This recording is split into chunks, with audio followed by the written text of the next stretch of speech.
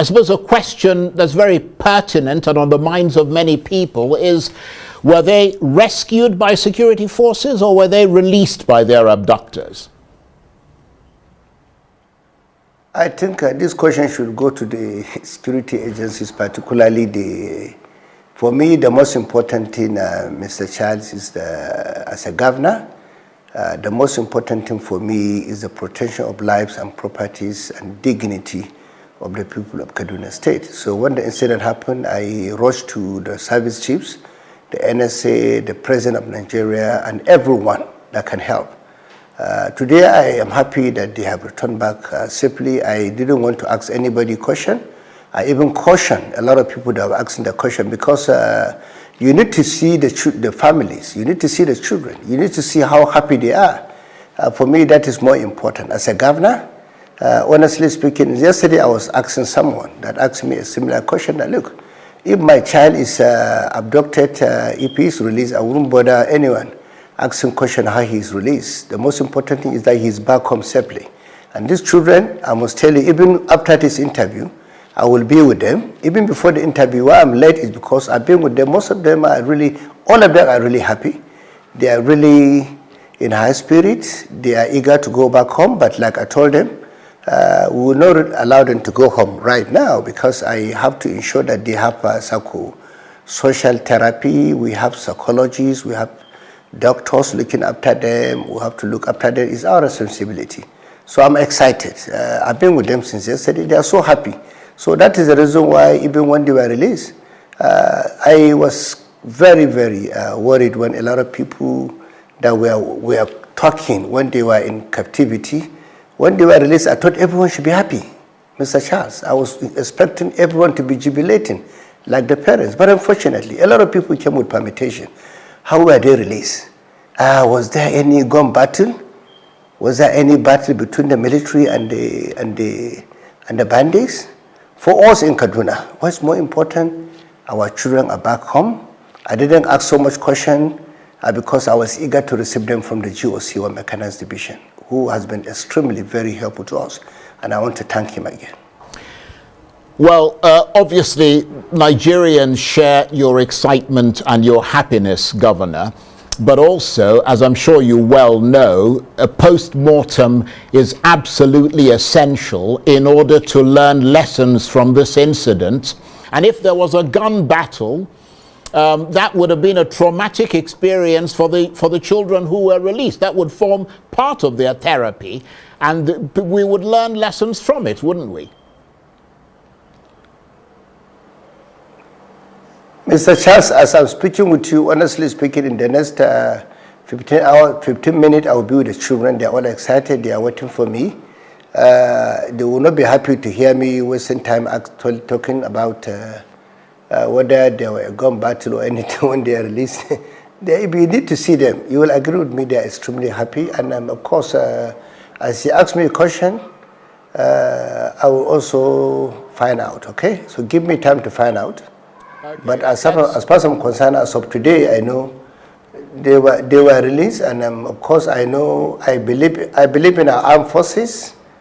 They told me, and I believe it. No ransom was paid, so we should thank God. That was exactly the statement, and of course here for me, everybody has his own priority. What is my priority as a governor? Is to get my children back, and they're back. That is my priority for now. And I'm happy, I thank Almighty Allah, they're back. Yes, that's as we said, everybody shares in your happiness there. But you mentioned that they did not pay, or you did not pay a ransom to get them released. Do you know if anyone else paid a ransom, if it wasn't you? Because, I mean, the kidnappers had demanded nearly 700,000, the equivalent of nearly 700,000 US dollars. Can I now correct it? Maybe you didn't hear my statement, Mr. Charles, or my speech.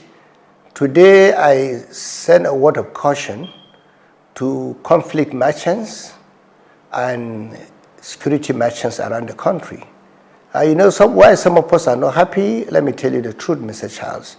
When these children were abducted, people who have no idea about Kaduna, who have no idea about the community, who have no contact with the family, who have never made effort to ensure that these people are released, went to the media with very irresponsible, senseless numbers of 287.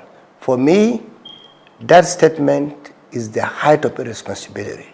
So that's the reason why I believe there are still some conflict merchants who might not be happy that these children are back home safely. That is my position. And these people, instead of them to celebrate, because when the children were abducted, millions of people were concerned. I thought it was genuine. When these children were back, I didn't see this kind of celebration. And the conversation have shifted to another thing that is petty to me. We are talking about the lives of the children. That is why I'm worried. And the same characters that went to the media talking about 287, I thought by now they should now be ashamed of themselves because the children are back, and they told the whole world that only 138 were abducted. But guess what, Mr. Charles?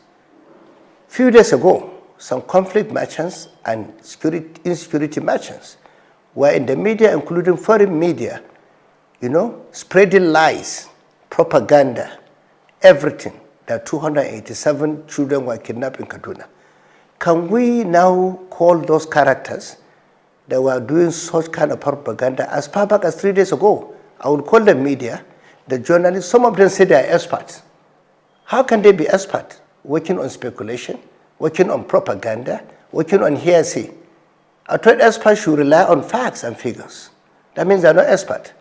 I call them insecurity merchants.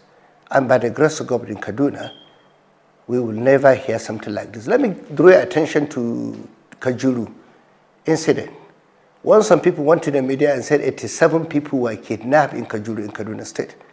Let me also make it clear to you, that was also a figment of their imagination. There was not any 87 people that were kidnapped in Kajuru. I must tell you today, I'm still laughing at them.